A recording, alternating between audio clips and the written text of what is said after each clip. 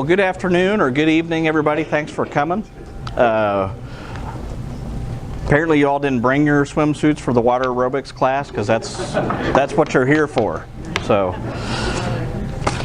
well, again, welcome. We're going to get started, try to get you out on time and give you as much information we can cram to you as quick as possible. But if you have questions as I'm going through the presentation, or as one of the deputies are presenting, just raise your hand and we'll get to you. Andrea is passing out some information on our crime stats. It's basically our last quarter report that gives you some basic information what's going on at the sheriff's office. On the back it has crime statistics, and we may not have brought enough, but if not, if you would share with somebody next to you. I want to start off with doing some introductions, and what I'm going to do is I'm going to go through the staff and I'm going to let them introduce themselves, tell you their name, their rank, and what they do and how long they've been at the sheriff's office. And I'm going to start right over here. Good evening. My name is Corporal Kathy Usry. I'm the Public Relations Coordinator for the Sheriff's Office. I've been with the Sheriff's Office since 2007. My current duties include anything from coordinating community events such as this to any of our social media presence and the information that gets sent out to you all on nextdoor.com or through your email. Thanks, Kathy. Jeremy? My name's Jeremy Lynn. I've been with the Sheriff's Office since 2002. Currently I'm the Captain of Administrative Services. So basically I oversee the Civil Department, training, court security, professional standards, quartermaster, public information, our volunteer staff. Basically, if it's not the detectives patrol or the detention facility, it falls under the administrative division. Thank you. Hello, I'm Captain Ward Skinny. I've been with the Sheriff's Office since 2000, and I'm the operations captain over the jail. Hi folks, my name is Phil Corcoran. I'm the major for the operations side of the Sheriff's Office. I've been there since 1993. Math is not a requirement, so I can't tell you how many years that is. Or maybe he's trying to forget. So. Something. But I oversee, I'm right under the sheriff, and I oversee everything except the jail, basically. There's a second major who watches over the corrections side of the house, who's not here tonight. Thank you. Captain Jeff Coonrod. I'm over the jail division support operations, and I've been there for 17 years. I'm Dale Wagner. I'm a retired corporal acting in a reserve capacity. I handle the DARE program about some of our volunteers, crime prevention, and I'm a negotiator for the sheriff. My name is Lieutenant Curtis Hunt. I work in the Criminal Investigations Division as a detective, and I've been with the Sheriff's Office since 2000. All right. Thank you all. Let me tell you a little bit about the Sheriff's Office so you know. We're the largest Sheriff's Office in Missouri. We have 350 full-time employees. We have a 60-person patrol division, and then it's spread out through the various divisions: court security, corrections, as you know, a patrolman, detectives, civil process. We have lots of divisions within the Sheriff's Office. But just to let you know, we've grown quite a bit. And I didn't introduce myself. My name is Jim Arnott. I'm the sheriff. I started myself in 1988 as a deputy sheriff on patrol. Spent most of my career in the criminal investigation division. Promoted up through the ranks to captain in criminal investigations. Then became chief deputy under former Sheriff Jack Merritt. And he decided to retire, and I threw my name in the hat, and I'm still here. So the Sheriff's Office, I've grown up there. I started when I was 21, and I've been there ever since. And so we've come a long ways. When I started, there was 50, 60 deputies, and you kind of knew everybody. Now we're 350, and it's even hard for me to keep up with everybody. But we got a great staff. So you know, we have great representation here in Greene County, and I'm really proud of what they do every day. I want to tell you a little bit about what they do. Then I want to talk about a little bit about what's going on in the county, and specifically in this area. Some things that you can do, and some resources that you can utilize on our website or by contacting one of us, and we'll try to help you out. Down in this area, what we're doing is trying to set up neighborhood meetings, community meetings in each area kind of go over the things that's been going on and some of the successes and some of the problems that we're having in those areas. So I'll start out a little bit and talk about the last quarter of last year, some of the big things that we accomplished. You can see the crime stats on the back, and I'll explain those shortly, but I also want to tell you about some of the things that we accomplished with that. We made an arrest of a suspect by the name of Adam Graver, who's a 36-year-old male. He was basically walking through a neighborhood, and I'm talking about things where community is involved, these instances, to kind of tell you why we're here tonight, to get you involved. Someone seen him, thought he was suspicious, called 911. We were able to make an arrest for burglary. He committed a first-degree burglary, and then also ran from us and resisted arrest. But we were able to take him to jail and clear up some cases. Another one was Carla Odom, a 48-year-old female. And as you remember, probably last year, with all the media coverage we had on people stealing mail from mailboxes, using credit cards and things like that came out of the mail, this was one of those people. We ended up catching her at the Battlefield Mall trying to use some stolen identities that she had stolen. But we got information from the public which helped us lead to the arrest of her. The problem with a lot of those, we had about $15,000 of unauthorized charges that she had stolen from somebody here in this area, various people, and we were able to make those cases. But as you know, when mail gets stolen, if you think about it, the vast amount of it, a lot of people won't even report it because they don't know it's missing. So we take those reports after the fact, and then we're able to clear up the cases, but a lot of times they don't admit to every piece of mail or every credit card they stole. So Kyle Grimm, who was a 28-year-old male, a citizen called 911 to report suspicious activity. This was in November. We were able to locate him, and he had stolen mail out of mailboxes. This was just on the east side of Campbell, and we were able to make several cases on that for theft and stealing. We also had someone that we arrested over here on Meadowlark for stealing packages. Big thing now when they'll follow a FedEx truck or UPS or something like that. When they drop the packages off, they'll wait for them to leave. They'll go up and retrieve the package. The big thing on that is, folks, remember, if you're expecting a package and they come up and ring your doorbell, don't wait and leave it there. Go and get it, because chances are somebody may be following them and steal your package. So just kind of be aware of that. That's kind of a method of operation that they're using now. There's also a house in the 2400 block of West Farm Road 112. We have 3 people in custody on that. 18-year-old, let's see, we've got a 28-year-old, an 18-year-old, and a 53-year-old for second-degree burglary and stealing. So we have several good successes that we've had in the last quarter in making arrests. But as you can see on your crime stats, if you turn this over, we had a 44% increase in crime theft, in crimes against property, stealing. 111 of those cases were mail thefts. And we cleared up about 30% of the mail thefts, but the other 70% we weren't able to clear up. So don't be too alarmed by that number, because a large majority that was mail. Also, we had thefts from vehicles, which we cleared up a good section of those, and some of those are still under investigation, under review at this point. Although we had a spike, I attribute that a lot to the mail thefts. And keep in mind, last quarter, it's Christmas time, and you know, around Christmas time it brings out the thieves. And so we always have a spike in property crime and domestic violence around the holidays towards the end of the year. So I'm not real concerned about it, because I think you'll see next quarter's crime rates drop down. You look over on crimes against person, we had a 1.61% increase, and you can see that's by 2 cases. It's really difficult to control domestic violence and various crimes against persons, with the exception of we try to get out and give information so people are not a repeated victim. but those cases will come in, and the only thing that we're trying to do on prevention is get the information out there.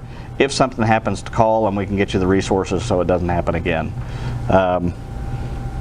Robberies, we were up on robberies last year. If you notice that every morning when you listen to the radio or listen to or watch a television station, we have a robbery in Springfield, and that's most of the convenience stores and things like that, and the retail establishments are inside the city and not out in the county. Well, we do get some robberies out in the county, but we've had a lot of robberies lately, but we've cleared most of our robbery cases, so those people are in jail and awaiting trial. There's some tips on the back here, kind of talking about how you file a report. If you want a special event, their contact number, Neighborhood Watch. There's a lot of good resources on this. And if you get on some of our programs, you can be notified exactly what's going on via your cell phone. And I'll let Kathy explain that.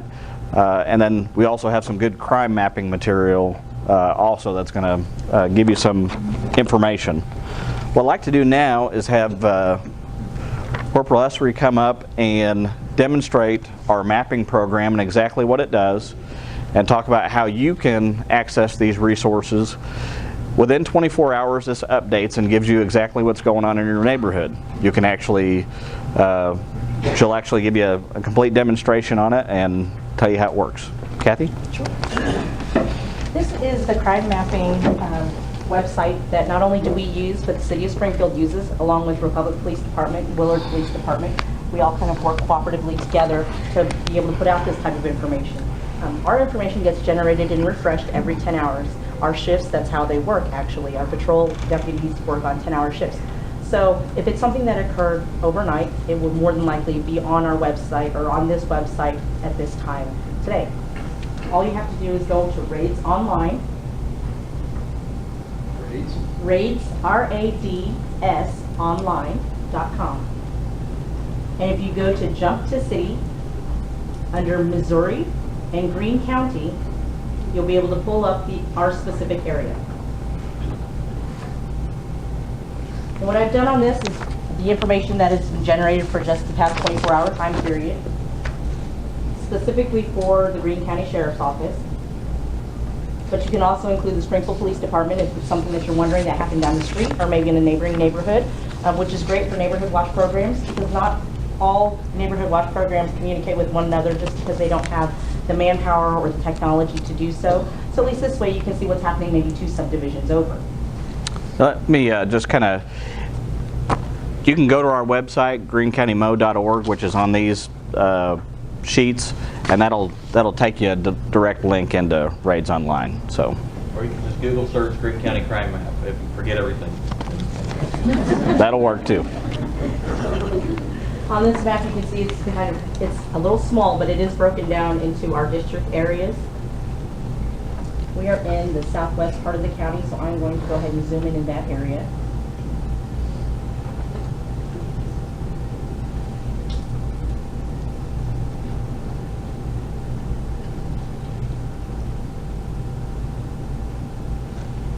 And you will see all the reports that have been generated within the past 24 hours here.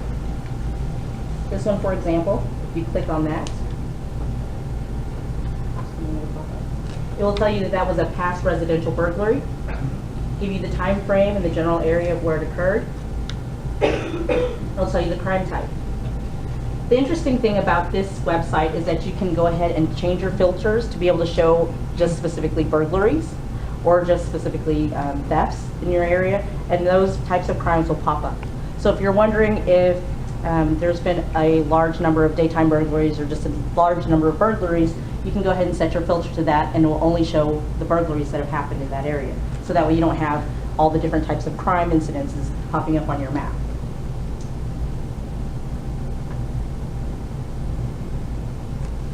When you zoom out and include the entire county,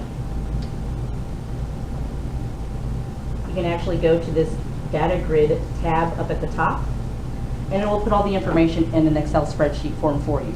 So that way you don't have to try to tag on each icon to figure out what it is. And you can also sort by that particular icon. Let me show them the website. Can you talk about the things that are not included? The things that we don't include on our crime mapping would be child cases, specifically to protect the victims, which are the children in these cases. Also sexual assaults, we don't put those in there for the same reason. We'd like to protect the identity and the location of where the crime occurred for our victims. I believe domestics are also another thing that we don't have on there. So, but all the other crimes that we have, like I said, the thefts, the burglaries, robberies, those types of crimes are also on this report. Do you want to see the website? Sure. Okay. So to go to our website,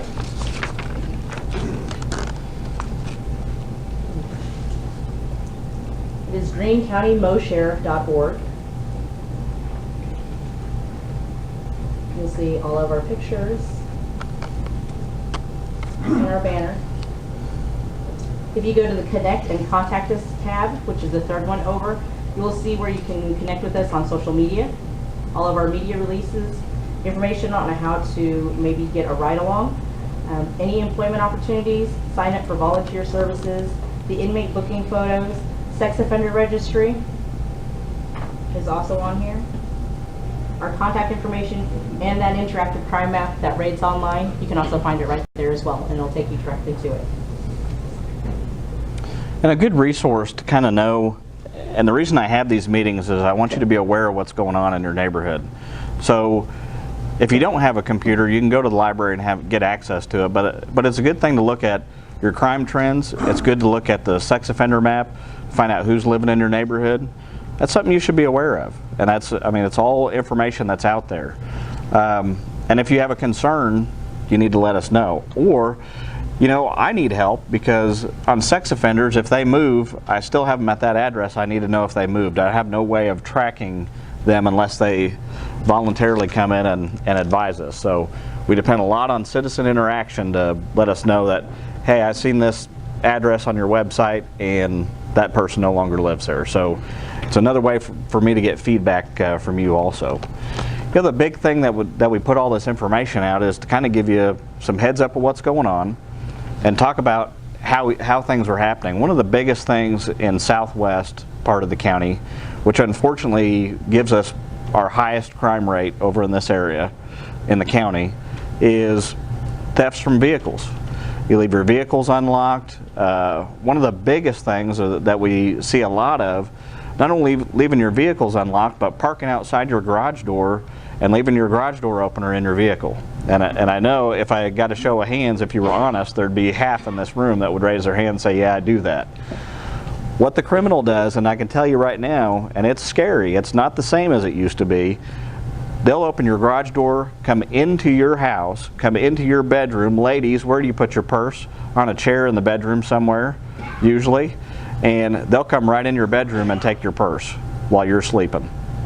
Here's another thing, jewelry. Where do most women put their jewelry? In a drawer in the bathroom. You know how I know that? Because I worked burglaries for years. And the burglars know that too. So don't do that. Think of those things that you usually do that is probably not a good idea, because burglars are going to know that. They're going to look for quick cash, firearms. Big thing is credit cards, checks, all that kind of stuff. So don't leave your purses and things in the cars, and make sure you lock your car and don't leave your garage door opener in there. Yes, sir. The crimes that you've been investigating, the uptick, are these burglars using anything sophisticated? I mean, they're defeating expensive locks, or they just picking the low-hanging fruit? They're not the brightest people in the world, I can tell you that. I guess otherwise they'd have jobs. But no, they are picking the low-hanging fruit. They're looking for a crime of opportunity. It's not where they're going to case out. The farthest casing job that they do is to steal a package off your front porch when the FedEx guy drives up. That's really about as far as their attention span will go to stalk out your house. So with that in mind, it's a crime of opportunity. They'll walk through the neighborhoods. You would not believe the amount of traffic over here. I used to live over here just about 10 blocks away. At 1 o'clock in the morning, the amount of foot traffic there is in your neighborhood. Unless you're out at 1 o'clock, you don't realize it. And it's crazy. It's almost like downtown Springfield. So that's why I say make sure you're basically a crime of opportunity. So they're looking for the unlocked car. If your car's not unlocked, but they see something in your car, they're going to break the window out. They're going to break the window, grab what they want, take off. If you leave the keys in it, they're going to take your car. They're going to take your car. They're going to steal other people's purses. They're going to take that car and then go to come and go in different places and try to withdraw money. So keep in mind, really the big thing, a lot of our thefts from vehicles is because someone got a little non-protective of their property and just left their door open or forgot or something like that. One thing that we do, and I encourage patrol deputies to do, is if you have an open garage door, it may get annoying, but you'll get a deputy that'll call you at 2 in the morning and say, or the dispatcher will call and say, can you come to your door, there's a deputy out there and we want you to shut your garage door. Well, we're trying to prevent crime, but also they don't want to take all the reports in the morning either, if you think about it. So they are going around and looking out for you. But I would ask, when that happens, that even though it's 1, 2 o'clock in the morning, you got woke up, be a little thankful to keep them motivated to keep doing that. You would be surprised at how many people yell at the deputies when they wake them up at 2 or 3 in the morning saying, I got to get up for work in an hour and you woke me up and, you know, well, your garage door was open. We're trying to help you out. So, yes, ma'am. We live in Greene County, but when we had some incidences last year, we were directed to the Springfield Police Department to file our reports. How would we know which one to contact? If you dial 911 and wherever the actual crime took place, wherever that was, that's the department they'll send you to. So if it was in the city where it took place, then it would be the Springfield Police Department. These were like someone filed a tax return in our name and someone got my husband's Social Security information. So I'm not really. take place and Social Security directed us to Springfield Police and we filed weekly reports there. I'm not sure. I'm not sure why that happened. Usually what we try to do is encourage everybody to call 911. And there are several reasons. That's really the phone number to get us anymore. Just call 911 and tell the dispatcher where it happened, and they'll take care of directing. So yeah, just call 911 and they'll direct you to the proper place. It may be that it was used. Maybe you discovered it because it was used in Springfield. Is that maybe why? No, they didn't use it. Just real quick, I want to introduce a couple people that came in. Bob Certain, who's our presiding commissioner, big supporter of the community, is always out at all of our events. I appreciate you showing up, Commissioner. And then Zim Schwartz is somewhere way in the back. Zim is the director of 911, so I may refer some questions back to her. She runs the 911 center. So if you get upset with a 911 operator or they don't like how you're treated, Zim is going to take care of you. Yes, ma'am, you had a question. Does 911 work with a cell phone? I've never had to call it. Yes, ma'am. Yes, the question was, does 911 work with a cell phone? It does. The big thing is that they'll ask you, you know, where are you at, and try to get your location information. It won't track that, but it does show up that you're calling from a cell phone. Okay. For some reason, I thought I heard that you have to put in a different number. No, ma'am. But that's a great question. All right, anybody else? Sir? Sorry. To get the property, if it was 0.3%, can you tell us what the percentage of that was for house break-ins? And what do you suggest for protection other than BDT? Right. Great question. What percentage is of that of home burglaries? The big thing I can tell you that out of that amount, which would be, let's see, the 264, you can minus 111 of those because those were mail thefts. So that's why I said that number is really high, but I don't think it's that. We caught several. So, but your question about what do you do for prevention? What's the best thing? There's several things. Probably one of the big thing that we really encourage is neighborhood watch, and it's really just getting back to the way it was. Neighbors being neighbors again. You know who comes and goes, who belongs, who doesn't. This isn't the late 70s where it's somebody else's problem and not mine. We need to start being neighbors again and taking care of each other and watching out for each other's house. So that's a big thing that I when we talk about prevention, form a neighborhood watch group. We've had great success with neighborhood watch groups. I mean, we have some that are so active. They advise us every couple of weeks what's going on in their neighborhood, and we, you have some retired folks usually mixed in a neighborhood, and they've got some time to kind of dedicate to kind of know what's going on. It's fantastic. The other thing that I would say is, and I think it's on this deal, if you go on vacation, you go out of town, we want you to call us and let us know. We'll put a special watch on your house, and our Citizens on Patrol, which is a great program that we have, those people will come by and check your house, make sure everything's good, and then we have some contact information. If something does come up suspicious, we can call you. If you're in Arizona or somewhere, we have some contact numbers. So we want you to call and let us know when you're leaving, and we'll watch your house, report back to you. The other thing, some of the basic things, going back to if you have a newspaper delivered and you're gone, make sure that you have somebody pick it up. If you have a newspaper delivered but you only want to read the Sunday ones, don't let 4 or 5 of them build up, because somebody's going to kick your back door thinking that you're gone. Here's the latest MO that people do. Burglars. They will come into your neighborhood, they'll ring the doorbell or knock on the door, try to get somebody to come to the door. When nobody comes to the door, which a lot of people are home, but they just don't want to answer to a stranger, these guys will go around back, they'll kick in your back door. And there you are in your house with a burglar in your house. So when somebody comes to your front door, just tell them, I don't want any, or I'm calling the police. If there's a concern, dial 911. If they just go away, chances are they may have been up to something, we don't know. But let them know that you're home. Let them know that you're home. That way they won't come around back and surprise you.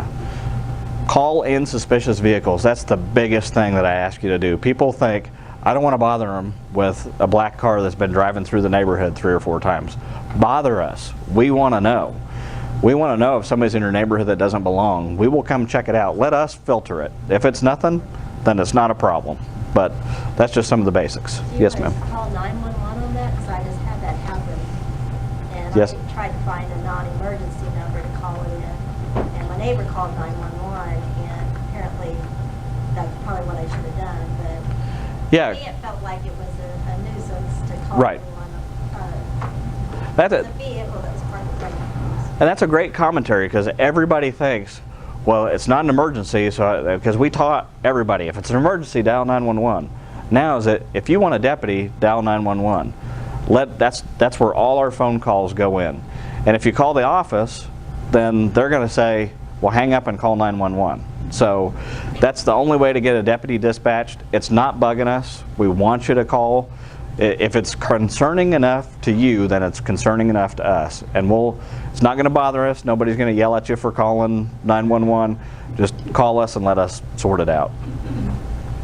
Yes, ma'am. I was just going to comment, I have looked for numbers like she has for debris on the street, and I didn't know who to contact, but it would be a danger to the motorist.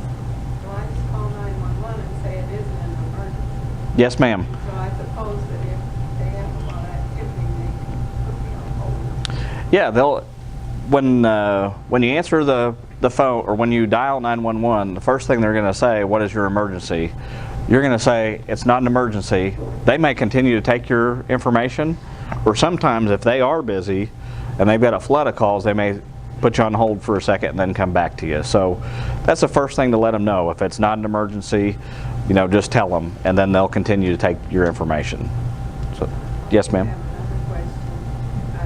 We often have solicitors in the neighborhoods, and it is my understanding that even out in the county, they're supposed to have some kind of permit to allow them to do that. Is that Yeah, that's correct. And I'm going to refer that to Captain Dave Johnson. Came in a little bit late, but he's the captain over our patrol division, and he deals with this issue all the time. So Dave, you want to talk about that, and then talk about the dual role of a solicitor? Sometimes they're legit and sometimes they're not. Right. First of all, if they're offering a service, they do not need a license, okay? If they're selling a product, then they do. That's the easiest way to figure it. Service, like they're painting numbers on your curb, that's service. They're not really selling anything. They're just selling your service. They don't need a permit.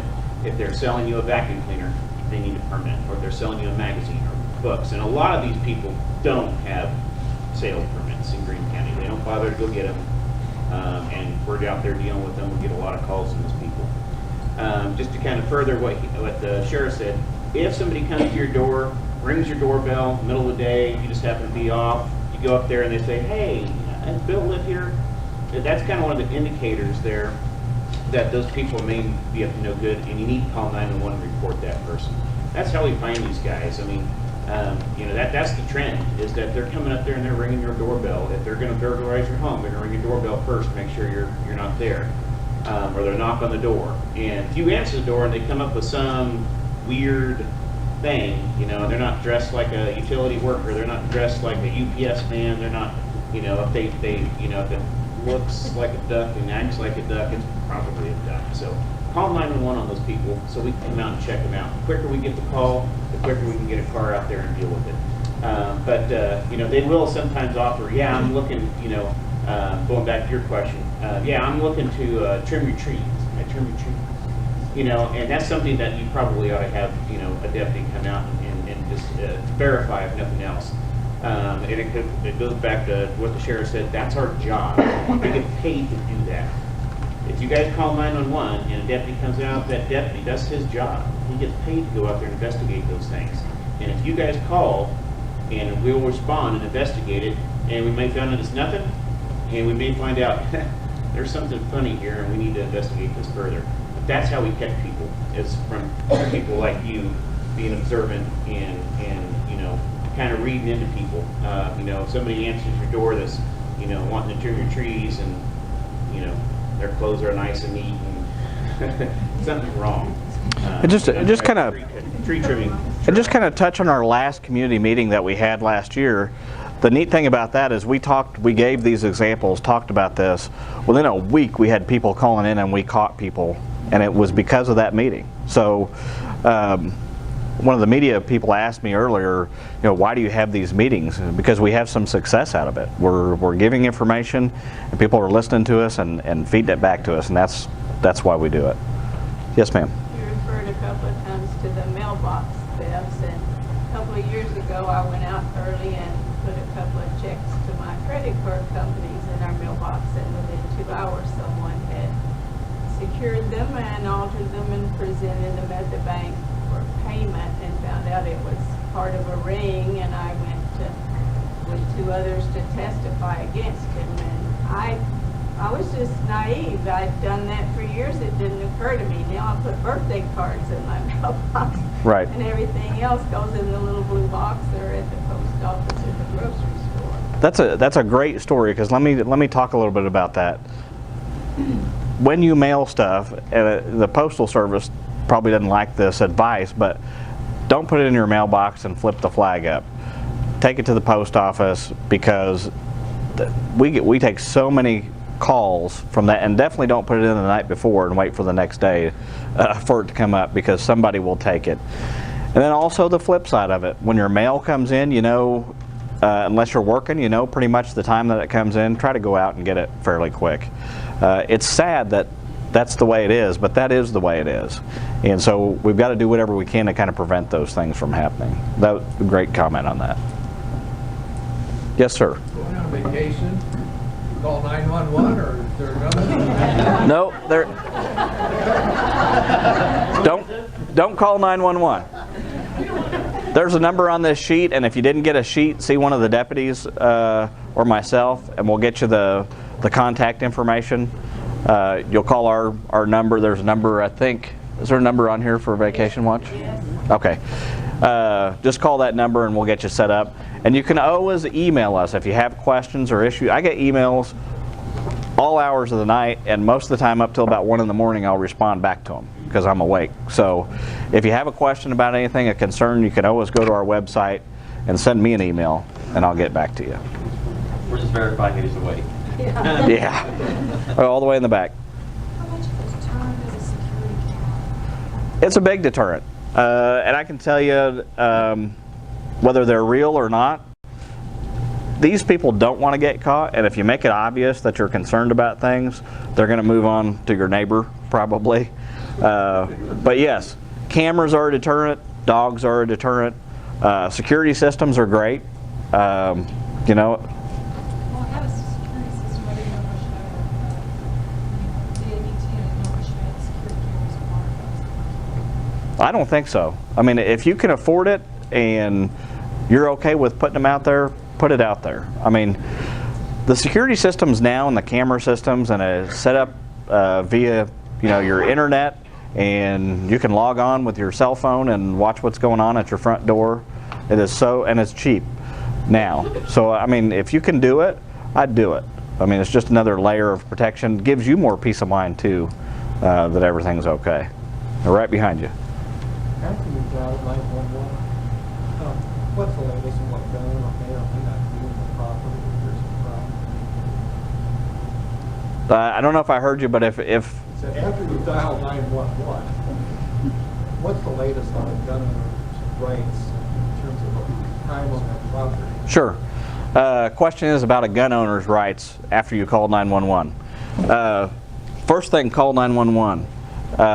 If you have a gun and you're comfortable with it, I'm good with you having it, and so are the deputies. That we're used to that. In fact, we approach everybody like they have a gun. So when somebody actually tells us they have one, it's kind of a new thing. So we're good with it.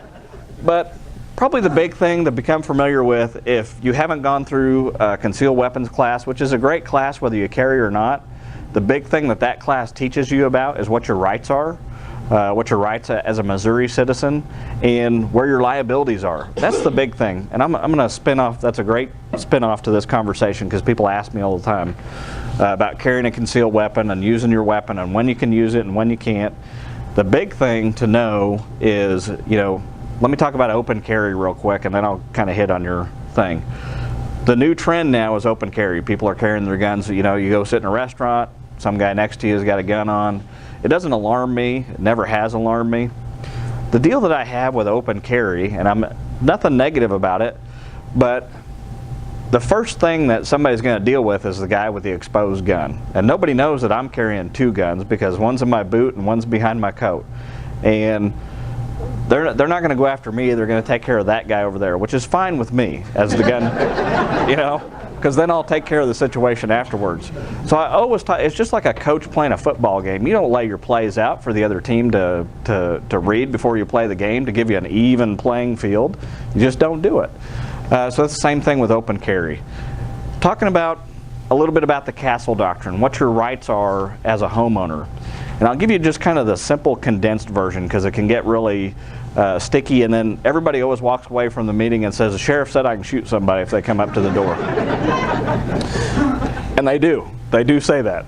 But here's the bottom line. If you really think about it, anything underneath a roof, you are really good in protecting yourself, and you have a lot of extra rights through the castle doctrine when that was passed. Basically, if you're in your vehicle, if you're in your house, you're on the front porch of your house, somebody's coming after you and you feel like your life is threatened, you can use deadly force, and you're justified, and you can't be sued. You can't lose your house and all that kind of stuff. There's a lot of great protections that, when that law was passed, has really done great things for Missouri homeowners. I would request that you get educated more in that before you make a decision, because I can't cover all the nuances here. We do it in a CCW class, and we do it with some other presentations if you want to know more information about it. But think about it this way. You have the right to protect yourself or your family against imminent harm. If you feel that you are going to be killed or in threat of serious physical injury, then you have the right to defend yourself. Sir. The castle doctrine does not extend to you at all if you're part of a neighborhood watch program and just walk the neighborhood. Is that correct? That's correct. Okay. Yep. That's correct. Here's the thing. I mean, you got to think about it this way. We can't be everywhere, and whether it's law enforcement in general or the sheriff's office, and we want you to be able to protect yourself. I want you to be able to protect yourself. If you are comfortable with a gun and learning how to use a gun and be responsible, I want you to have one. I want you to be able to protect yourself and your family. And that's why I carry a gun, not just because I'm the sheriff, because I want to be able to, off duty, I want to protect my family. And that's really what today has come to. It's a different, people equate it to the Wild West. The Wild West was not as wild as today, not even close. And you've seen that. You know, right down the road we had a carjacking. I think you all live in this area, you know that the guy that we chased down here, he ended up shooting a guy trying to take his car, and we ended up shooting him. Well, that was right here. I mean, that was right, you know, quarter of a mile or less, actually. So those things happen, but you do have a right to protect yourself. Read up on it, educate yourself. If you want a CCW class, send us an email. We'll get you information on those. I think it's a good thing. I had somebody back over here. Can you repeat what he said about the neighborhood watch program? Yeah, his question was, does the Castle Doctrine extend to you if you're part of a neighborhood watch program? And it doesn't. It really only protects you. Castle Doctrine is really made for a man or woman and their castle, which is their house, but it also extends to anything that's under a roof. So the roof of your car, you know, it didn't used to be that you could be on the front porch. You had to be inside. That's where the old adage, drag them into your living room was. That's where it came from. But now you're good on the front porch. So I'm sure it'll even expand more in the future. But yes, ma'am. These statistics are Greene County outside the city limits? Yes, ma'am. Okay. I was on a site, I think it was Springfield Crime Alert, and it's phenomenal. I mean, it's like 6,000 crimes. We don't hear about this on the news. If I hadn't gone You're on right. the site, I mean, there's assaults all the time, and I'm speaking because my son was beaten within an inch of his life 3 weeks ago. Never made the news. Right. And no one's been arrested. Well, We just don't hear about all the crime that's really occurring. you're right, and this is an education piece to kind of show you. And you know, we could go over all kinds of tips of safety issues and things, but I want to bring this information to you so you could be aware and educate yourself. And we're always available to help. And was his deal in the county or in the city or? Within the city limits. Okay. Well, if you need assistance or to find out something that's going on, catch me after the meeting. I'll see if I can help you. Yes, sir. You said you have other coordinates besides CCW. Do you have anything like that? Or where you can go with them? We have we're going to do probably a lot of sessions like this, public awareness type sessions, but specifically not on gun rights. CCW really kind of takes care of that, and so, but a lot of it's online, but we'd be happy to visit with you. Just contact a deputy or me, and we'd be happy to give you more information on it. Yes, ma'am? Hi. Well, I would suggest that if you're walking your dogs or just out walking, to take your cell phone with you, because I saw 2 men stealing mail, and I had to wait till I got home to call 911. And if I'd had my cell phone with me, I could have called right where they were doing it. So I had never thought of that before, but I think it's a good idea. So if you see a crime, you can call right away. Right. Definitely have your cell phone with you at all times. And you know, if you're going on a walk, get some pepper mace. Just for some self-defense. If you're not comfortable with carrying a gun, which I know a lot of people aren't, and if you're not comfortable, we don't want you carrying one because we don't want you to lose it to the bad guy. But pepper mace is a great thing. It's so cheap. You can buy it several places. Kelly's Police and Tactical Supply, just down here on Sunshine and Fort. There's several places. I don't want to leave somebody out a plug of some place, but there's several places in town you can get it. It's cheap. Get it. Carry it with you. It may save your life. So invest in it. And like I said, that's a cheap investment. Yes, sir. How backed up are you on the interviews? Because my CCW is coming up. Oh, yeah. In a couple. Yeah. Great question. How backed up are we on CCW permits, on renewing them or getting new ones? Thank you, President Obama, because CCW stuff went through the roof, and so did gun sales. So gun stores will tell you they appreciate him. It's a good thing, but it's a bad thing for us. We are backed up about a month and a half right now. Maybe just on renewals, but on new applicants, we're backed up a few months. Yeah. What we were doing, actually as of last week, command staff met, and we're going to hire a couple additional people to put in that office to get things going. We may even open it up on Saturdays. I mean, how they're running 30, how many a day? Terry? 32 a day. 32 to... How backed up are we? We got our CCW master back up. Yeah, we're backed up on dues until last week of July. Renewed, whatever we get in, We are working on the process. We're working with the technology. We're interviewing, what, 30 people? Thursday, I think. Thursday and Friday. Looking for several folks to fill some positions. We'll get that fixed. We will get that fixed, I promise you, because I want people to get in and get their permit, and hey, the more responsible people carrying a weapon, the better off we are. I'm sorry, that's probably not politically correct in some arenas, but that's just the way it is. Thank you. You make friends with Terry back there, you might get you in. Yeah. Terry's a CCW guy, so if you might bring him cookies, he'll get you in. Yes, ma'am. Back to your vehicle issues and everybody watching. We had a situation like that a couple of months ago. It was an odd truck in the neighborhood driving around. It shouldn't have been there. I actually did call 911. No, it was not your department. Okay. I called 911. They sent a dispatch out. Couldn't find him. He come back 30 minutes later. I chased him down, and I called 911 again. And I said, I am not leaving this vehicle until somebody gets him stopped. The guy told me, oh, we're looking for a car on Craigslist. How far are the officers trained to keep going with that? It was a weird time of night. Shouldn't have been out there.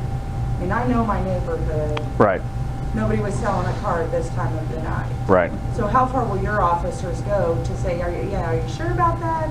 What's going on? Well, I don't want to compare apples and oranges for what we do, because if you live in the county and you have a barking dog that's irritating, you dial 911, we will show up.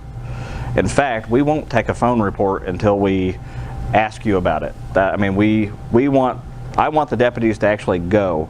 So anytime you call, we will go. And as far as how far do we follow up, as far as we can. Because you do have some individual rights. So we can't detain somebody for a longer period of time than what we can articulate by the stop, maybe finding out if their story doesn't match up. At least what we do is write a field information report that gathers all their information. It gets plugged into our database, and if anybody else runs that plate or runs across them, that information will pop up. Oh, well, he said he was doing that last night, and now he's over in another neighborhood. So every time you call, it may not make a case that night, but it may tie a case back in the next day. So we need you to call. Same way if you have a theft, if you have anything that happens, property damage, I want you to call. You would be surprised at how many people we catch. Well, we can't tie it back to a victim. So then we can't do anything with them. We let them out of jail. So report it. If you don't think you're bothering us, because you're not bothering us. I try to get that across as much as possible. So we want to come and document that information. Yes, ma'am. I'd like to compliment your crew there. 3 times I had my alarm ADT, and I live in your area. And I would run home, and after the 3rd time, I was embarrassed because my alarm had gone off, and I met an officer there. And he said, no, ma'am, don't be embarrassed. They may be checking to see how long it takes us to get here. That's right. You know how long they have to rubber. And right. I don't see any of them here, but he was very, very good. Excellent. That's good to hear, because that is true. Yes, sir. I could conceal and carry in a lot of businesses, banks, no firearms allowed. So I go back out in my car and I put it in. I got you. I know where that's going. All right, let me touch on this. Here's how, in your CCW class, when you're carrying concealed, one of the things that they tell you is that if you go in city limits, they can have an ordinance that prohibits you from carrying firearms in there. Now, I'm just going to tell you some stuff, and you take it how you want it. If you go in there and you're a CCW holder and you let them know that you got a weapon by either bending over and exposing it or whatever, then you probably deserve to leave, okay? But the only thing that they can do is call the police and ask you to leave. And that's it. It's not a crime. It's you've got to leave. Now, if you refuse to leave, then it's a trespass.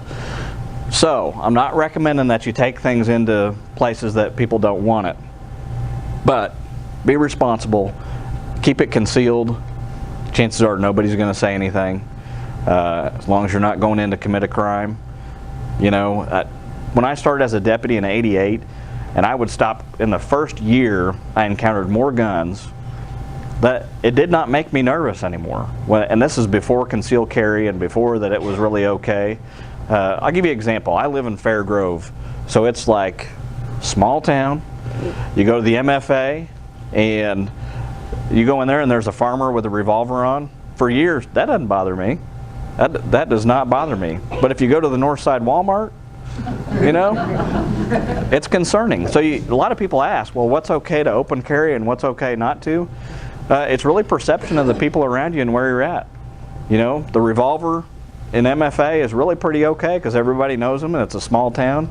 But you go into the big city and people get really nervous about people with guns, and they'll call, and it's really about, like I said, if you're carrying a gun for the right reason, not to show off, just carry it concealed, keep it concealed. Hope that answered your question, kinda. Yes, ma'am. Can you tell me if there's a big drug problem in this area, the southwest area? The question was, can I tell her if there's a big drug problem in this area, southwest part of the county? Yes. Yes, there is. Unfortunately, one of our highest areas for drug crime is right around Golden, over to Scenic, Walnut Lawn, south to Republic Road. And you know, there's a lot of apartment buildings, and it's not necessarily the people that live in the apartment buildings, but a lot of people that they attract from somewhere else because the foot traffic is crazy. But yeah, there is, we've dealt with meth labs. We haven't had a lab over here in quite some time, so that's a good thing. But we still have meth possession.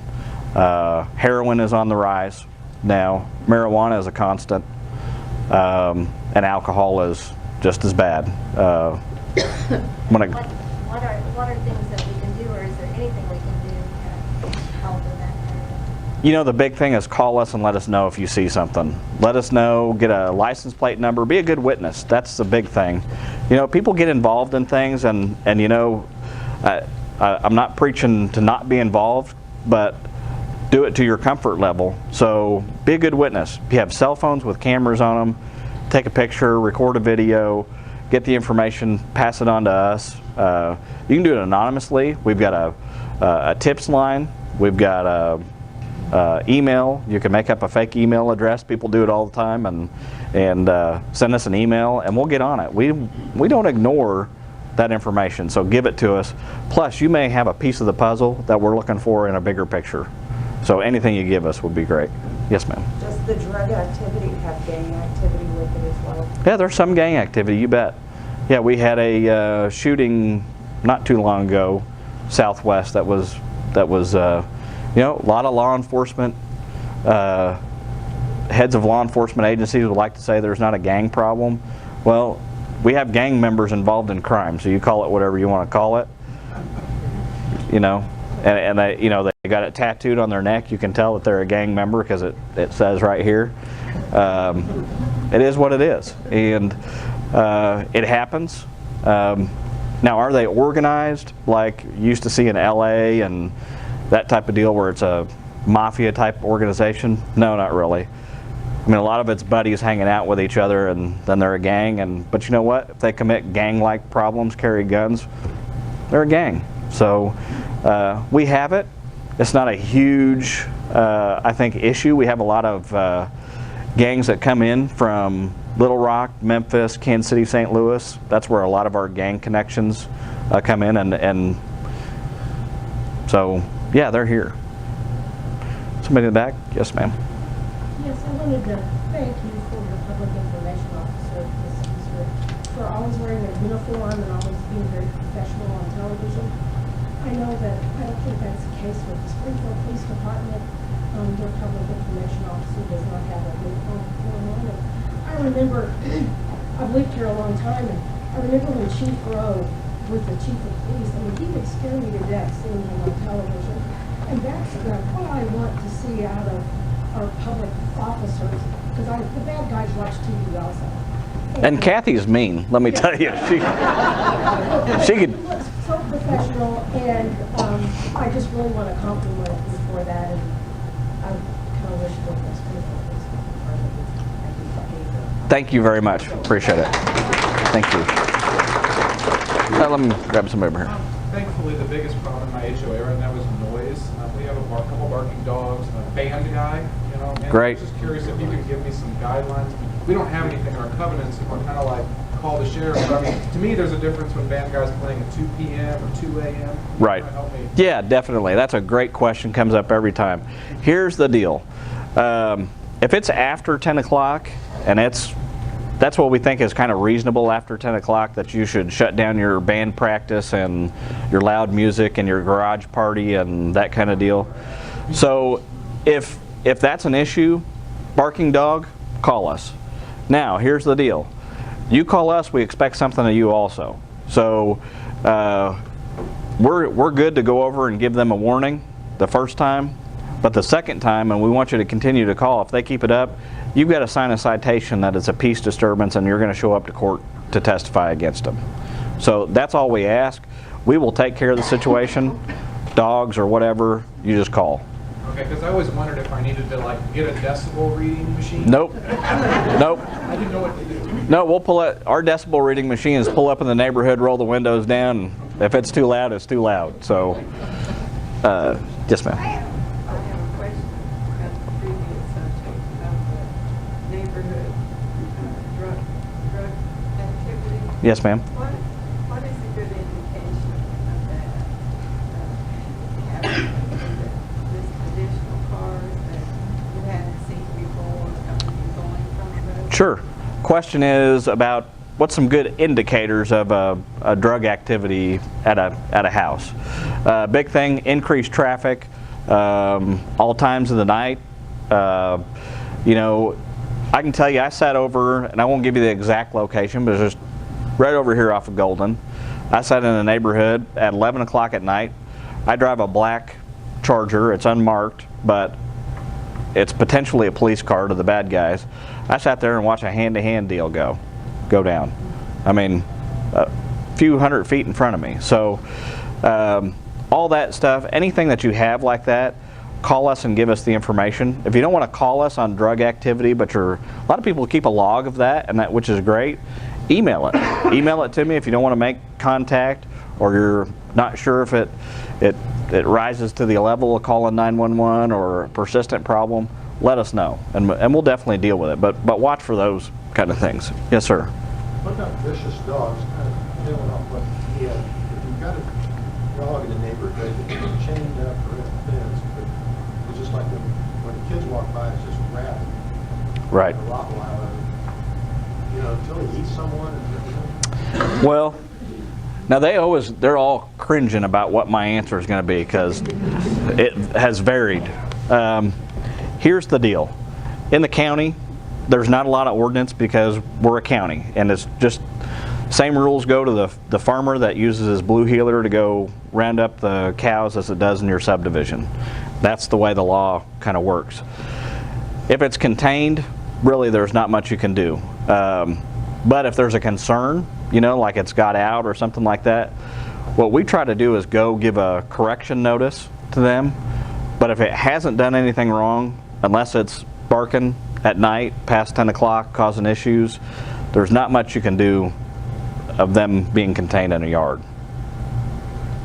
So, but let me kind of go off that, because the next question is going to be, what do you do if you have a vicious dog in your neighborhood? Somebody's going to ask that. So you call us, but if you feel threatened, or your kids or your family, you're good with using whatever force is necessary to take care of it. So that's kind of the icky part that people don't like me to say. But you live in the county, just like the farmer does in Bodark. And if a dog goes after his sheep in Bodark, he's breaking out a rifle and he's taking care of it. Now, keep in mind, if you're in a subdivision, you need to be extra cautious and know what you're doing when you do that. But call us. I mean, we've had to come and do it for you. That's not a big deal. But if there's we try to do as much as we can humanely. But if we get a dog that's attacking somebody or attacking the deputies, then there's not much we can do. We do have several animal rescue groups that really work with us a lot. And a lot of times what we can do, if we can contain the animal where it's not an absolute danger, we can get them out there and they'll come take them and place them somewhere. So that's the ideal situation. But if it's just a really bad situation where the dog's attacking a kid or something like that it's ongoing, you can deal with it or we can, either way. Yes, ma'am? Are there any ordinances for unrelated parties living together, like the number? No, not really. Like at college, they can only have so many unrelated parties. Yep, multiple families in a single, no, there's not. No, in fact, this is kind of a weird deal, but we've dealt with it several things, from Russian immigrants coming into a 5-bedroom house and there's like a family of 20.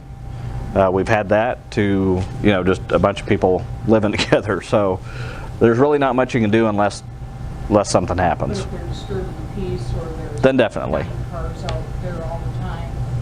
Yeah, and let me talk about cars on the street, because that's always brought up. What if you have an abandoned car, your neighbor just wants to park his junk car out in the street because he doesn't want it in his driveway? Call us. We'll tag it, put a 48-hour sticker. If it's not moved in 48 hours, we'll tow it.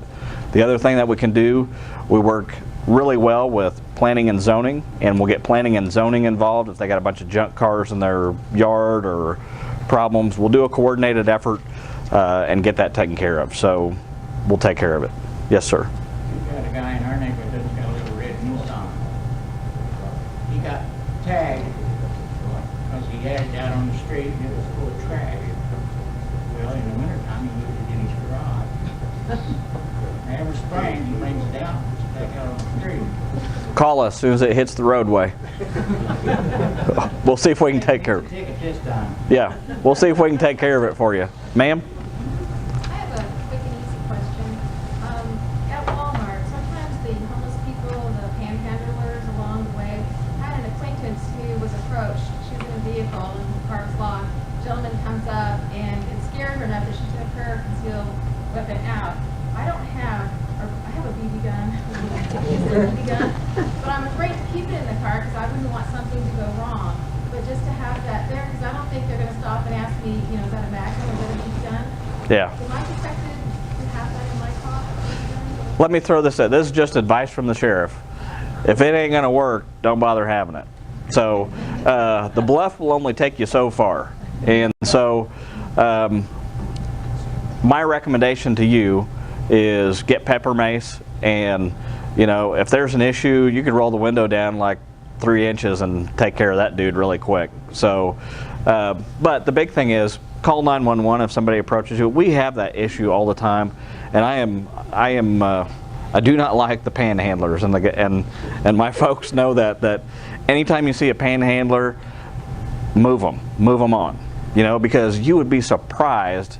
Just about every panhandler that I stop, and I stop a lot, they got $60 or $70 in their pocket because they've been there an hour, so they're making $70 an hour to sit on a street corner.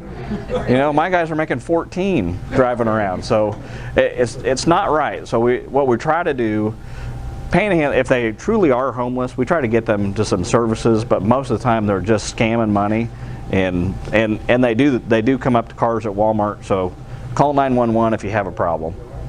Yes, ma'am? I'm going to go out on a limb here for a second and take a risk. I hope I don't offend anybody, but I think it's really important to be sensible about, what we're reporting to. A lot of people do have knee-jerk reactions to their sensitivities, and, sometimes we get too reactionary, and I don't necessarily mean pulling a weapon or something like that. I mean, even, I'm offended about this or that, and they pick up the phone and they're dialing 911. I think it's really important to have some social skills to make the approach to people. If you can, if you're safe, doesn't look dangerous, especially if you've got to know your neighbors, which you always do. Whenever I move to a neighborhood, I always make it a point to get to know who's around me and work together a little bit too. And it's worked very, very well. but it does help when you know your neighbors to be able to approach them and say, hey, your dog was barking last night, is everything is everything okay? I mean, I was worried. You know, if it's really not a big deal, it doesn't sound like that dog's not stopping. If the dog's not stopping, there could be a criminal in the neighborhood. I've had that happen. Right. But again, I think it's a lot of common sense and using some sensibility and not rushing to the knee-jerk reactions. And, you know, we can talk about stuff. Be cool sometimes. Sometimes it's not really a big deal, and, you know, I don't think we need to just rush to judgment.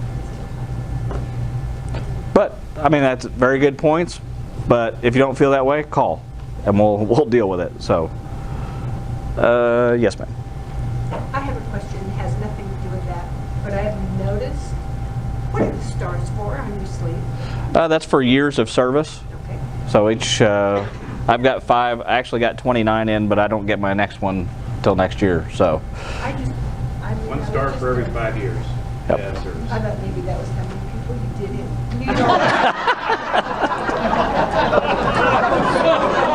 Wow. No, we put that on the fender of the cars. Just kidding. Just kidding. Kathy, what time are we getting to? You got 10 minutes. Okay, I don't want to keep everybody too long. There was the woman whose car was hijacked, a while back. What do you suggest? In what kind of situation are they going to be coming up to hijack? Right. Good question. Talking about carjackings, and carjackings do happen in Springfield, Missouri. They didn't used to, but they do now. Here's the suggestion. My next door neighbor got carjacked on Battlefield and Glenstone, and basically was a guy that police were pursuing. He tried to get. They were at a stoplight. She's in a minivan and tried to get in. Her kids were in there.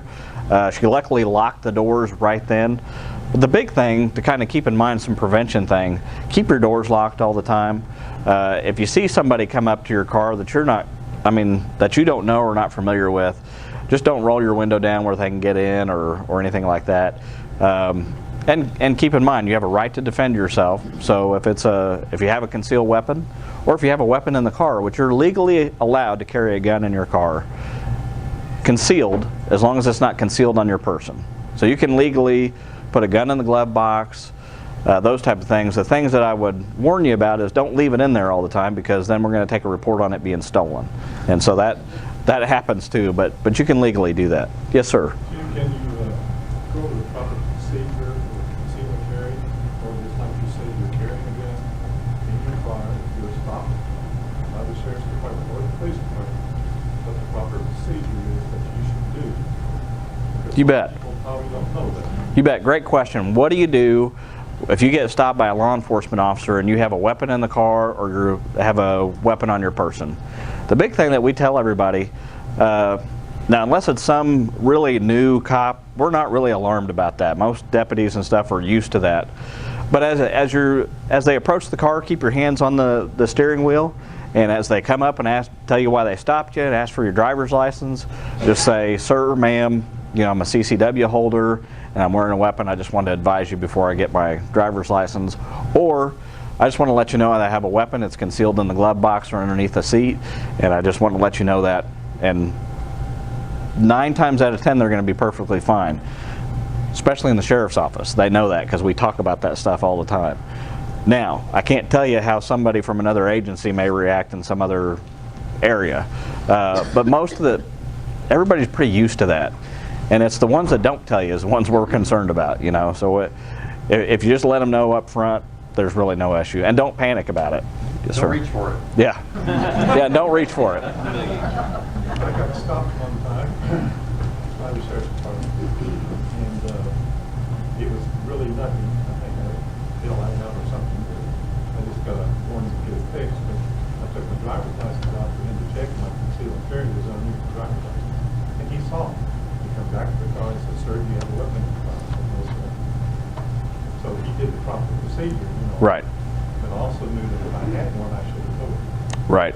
And the big thing that's with us, is to kind of let us know what's going on. Just like the major said, you don't want to reach for anything or anything like that would cause alarm. But we're really used to kind of being around guns. and they don't really make us nervous. It's people that make us nervous. So just be upfront and calm, and there's not going to be an issue with that. So, yes, ma'am? I'd like to know if there are any rules on fireworks as to how long and how much and all that, because my dogs are scared to death Right. to go outside to pee, and they go on for days. Oh, yeah. Yes, very familiar. And I'm going to kick it over to Captain Johnson. He is the fireworks czar because he fields all the calls in June and July and August about that. On 4th of July, we're letting them roll until, probably midnight. I mean, that's just the fact. I mean, everybody likes to celebrate the 4th of July. It's our Independence Day. On other days of the week, we're going to go back to kind of the 10 o'clock rule. I mean, I know in summertime it gets dark later, so people have a narrower window to shoot off fireworks. But, 10:30 or 11 o'clock, they're still going off. Call 911. We'll go out there and shut them down for you. Yes, sir. Like I read somewhere a year or two back, is it 300 feet from church property or church building? Schools, I believe churches are included in that. But yes, they cannot be shooting them that close to a school or church. And we have problems with them shooting them off in schools, parking lots and stuff. We got to run them out.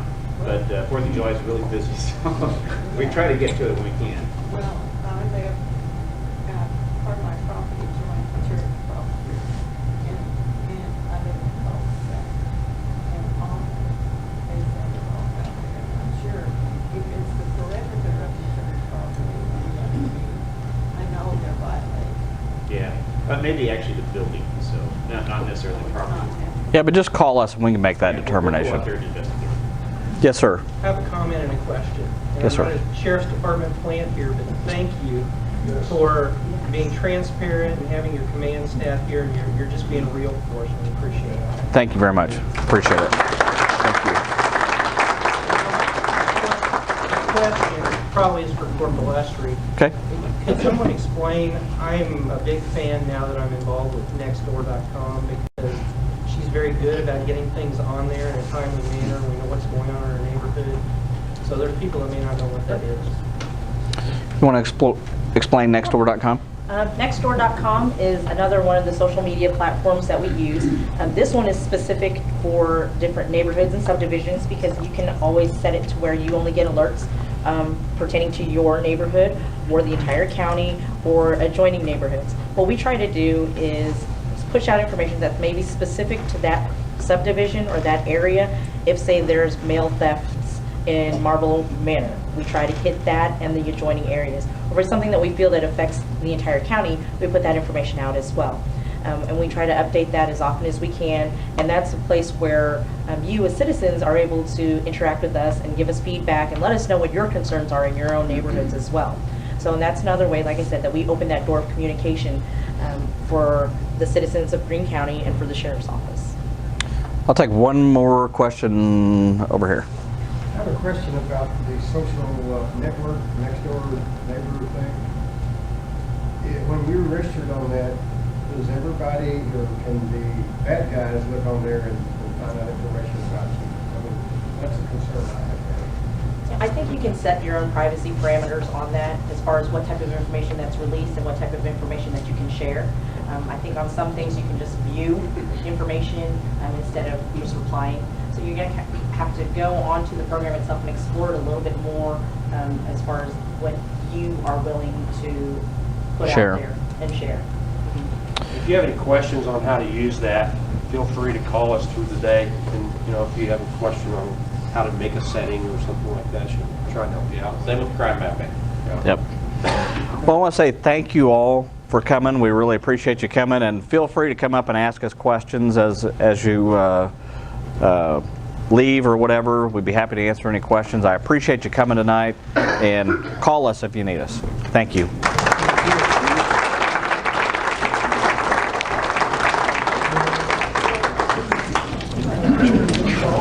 Sir. My name's Houston Stewart. I live in a neighborhood. I didn't get to ask the question, but I don't know, is there any